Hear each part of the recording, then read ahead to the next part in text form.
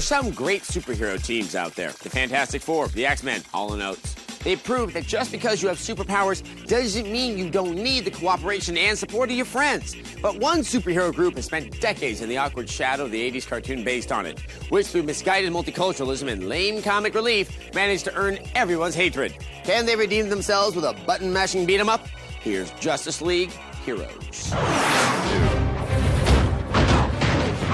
The Fantastic Four, Catwoman, Daredevil, and Supergirl. All examples that it's incredibly difficult to bring good versions of even the most popular comic book characters to life on the screen. It doesn't matter if it's DC or Marvel, eventually the best of intentions for even the most revered comic characters can go awry, and before you know it, pow! Nicolas Cage is playing Ghost Rider, and nobody's happy. But we'll have to wait to critique that game until after the film comes out.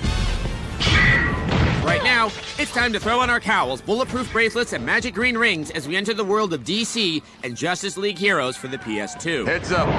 I see them. The game places the Justice League into its most dire challenge to date.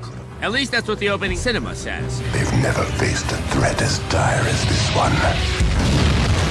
Some would argue that their most dire challenge to date came in the Infinite Crisis series, but that person probably also dressed as Mr. Mxyzptlk at Comic-Con.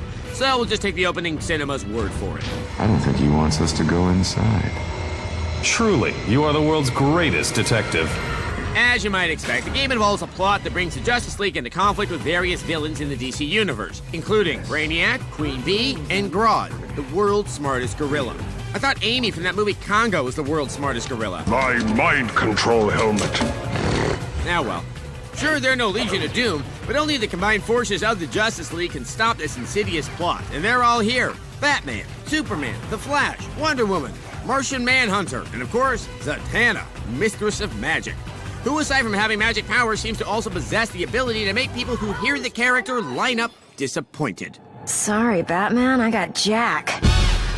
Get deeper into the game, and you'll unlock a myriad of other Justice League members, like Aquaman, the Huntress, Green Arrow, and Hawkgirl, which is awesome, except their presence isn't reflected in the cutscenes of the game, so it's basically like they're not really there, unless you use your imagination. Well, let's face it, video games killed your imagination a long time ago. Sorry, Batman, I got Jack. Regardless, it must be great to have all those combined superpowers at your disposal, right? Not really. Most of the time, you'll find that every character's main superpower appears to be the ability to punch and kick with the same force as every other character. I mean, unless you activate his power, the Flash doesn't even run any faster than any other character. Look at it. He's just phoning it in. Don't expect a lot of help from your AI partner either. 9 times out of 10, they will stop attacking their chosen opponent in order to help you take on yours. Which means that much like Superman taking on Doomsday, you'll have to do most of the work yourself. When Superman died, 4 imposters emerged to take his place. They were okay, but far from perfect. This game is kind of like that. But if you're a fan of button-mashing action games, repetitive combos, and superheroes with super punching and kicking abilities, you might think it's fun. Kind of. Justice League Heroes for the PS2 gets a 3. My mind control helmet. Out of 5. The third smartest gorilla in the world was one of my sociology professors in college. She was a tough grader, and one time in seminar, she started checking my head for ticks. I never trust super intelligent apes. They're always talking smack about you with their sign language and building doomsday machines to try to capture the world's supply of ficus leaves. Also, it just had bad manners. My professor found 2 ticks on my head and ate them both. Right there in the middle of the class, she didn't share with anybody. Hungry. It's tacky.